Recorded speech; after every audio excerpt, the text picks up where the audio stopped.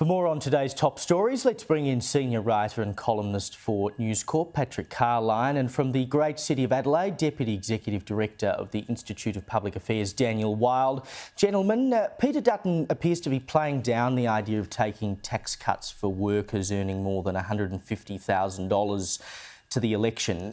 He previously indicated that he'd look to address bracket creep and get closer to the original stage 3 tax cuts, but now he says he'll only consider further relief if there's room in the budget. Well, Patrick, to that I would simply say make room in the budget. Surely we can cut a bit of government spending to give people who have actually seen their wages essentially go backwards because of bracket creep the tax break that they were promised not only by the Coalition, but Labor. That's right. Look, today is a backflip for Peter Dutton. And look, you can argue that it's a sensible thing to do. We're going to go through an election in the next 6 months.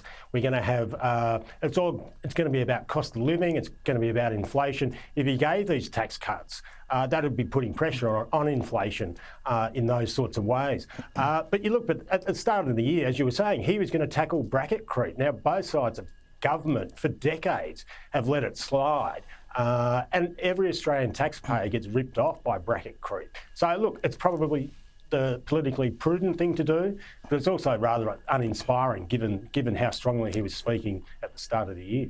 Yeah, I mean, it seems like a pretty simple thing to stick to. And I mean, if you look at the income tax take that the federal government has derived over the last 5 years compared to the 5 years previous to that, it has gone through the roof because of bracket creep. It is an absolute disgrace. It robs people of money. It should be dealt with immediately as far as I'm concerned. Let's go to the US. President-elect Donald Trump, he met with the current President Joe Biden at the White House earlier today. I kind of feel a bit sorry for both of them having to sit through that, but I've got to say, Biden actually looked really happy. I think he was perhaps rather glad it was Trump sitting next to him and not the woman who deposed him from his candidacy. But they promised, there'd be the peaceful transfer of power. And Trump, of course, has been busy preparing for that transfer on the 20th of January. He's piecing together his dream team of staffers. We've had some new ones overnight. Florida Congressman Matt Gaetz is going to be his Attorney General. Former Democrat presidential hopeful Tulsi Gabbard is going to be Director of National Intelligence. We had a few others yesterday. Former Fox News host Pete Hegseth is going to be Defence Secretary. We've got Elon Musk, Vivek Ramaswamy. A couple of extra ones today, Daniel, though the appointment of Matt Gaetz seemed to have ruffled a few feathers, particularly within the Republican Party. Yeah, that's right. Look, Americans voted for change and they're certainly going to get change.